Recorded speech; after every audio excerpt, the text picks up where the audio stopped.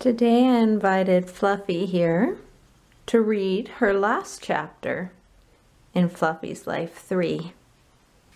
You know, I really have to get on a Christmas sweater at some point because it's still cold up here. I don't know why. Okay, so last chapter I don't remember. Oh, well, that would be fall, right? All right, so this is chapter 7, Let It Snow. I like the little ornament there. And I could go for some hot chocolate right now. Did someone say hot chocolate? Can I have some right now? Just kidding. Are you reading? Can we read? Ooh, look. I can see myself through your bow. Ooh. Sorry. Okay, I want to read. Honey, I can't see. What? Oh, okay. Well, we're taking turns reading. When it's me, I'm going to say my part. All right, okay. All right. Let it snow. The first snowfall came on December 1st exactly. All the children wanted to go out and play immediately, so Fluffy skipped her morning shower and got dressed. The troop walked past McDonald's and down a long winding hill to the new park Fluffy had just discovered a few weeks ago. The boys and girls split up into teams and began lobbing snowballs at one another. Why do you stutter? You wrote this. Catch. Enough from the peanut gallery? Okay.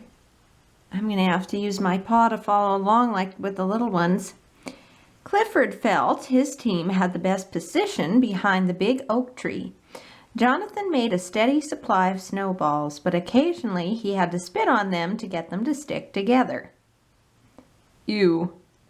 A fact he didn't share with the rest of the team. Uh-oh.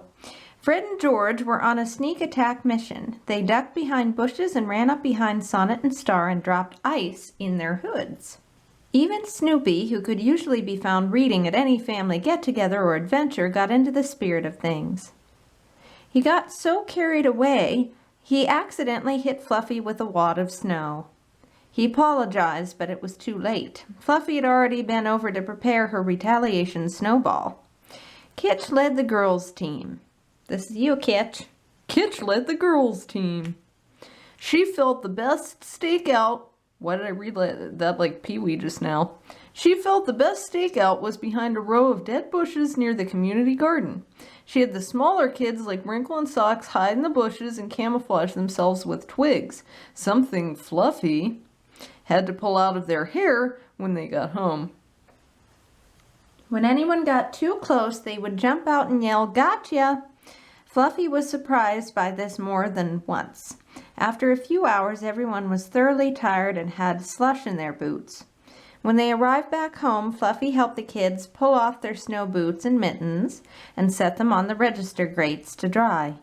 After her shower, she heated up milk in a pan for hot chocolate.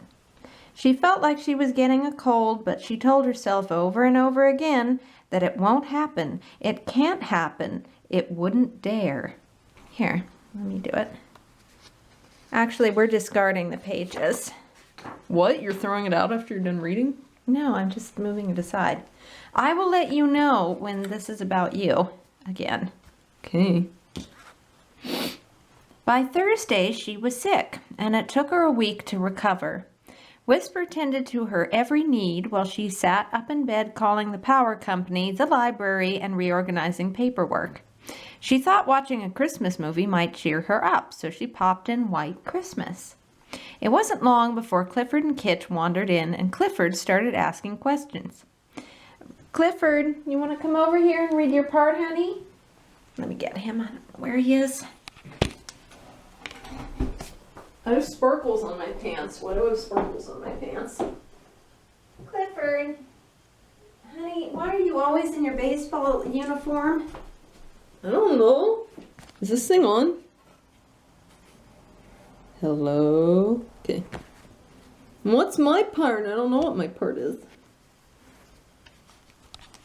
It wasn't long before Clifford and Kitch wandered in and Clifford started asking questions. Okay, Clifford, that's your part. Oh, I can't see now. You don't have to read on people's heads, Kitch. Here. All right. Mom, was there color back then, or did they paint the film? Clifford asked, blocking. I read blocking? No one's more surprised than me. Fluffy's view of the television. Yes, Fluffy answered, readjusting the pillow behind her back. I knew they painted it. Mom, how did people recognize each other before there was color? I mean, if I was in black and white, what color would my hair really be? Clifford pressed. Fluffy was feeling dizzy. What was he asking? Oh, Clifford, honey, no, the world was always in color. It was film that was in black and white. But why did they change Danny Kaye's hair color if there wasn't color film yet? Fluffy needed juice or rest or for the kids to leave and let her watch her movie. Kitch took over. No, stupid. His hair was dyed blonde when there was color because it looked better. But if the world wasn't black and white, why didn't he dye his hair blonde before the movies? He used to be red. It used to be red. Danny Kaye didn't used to be red, his hair. Clifford asked, feeling smart.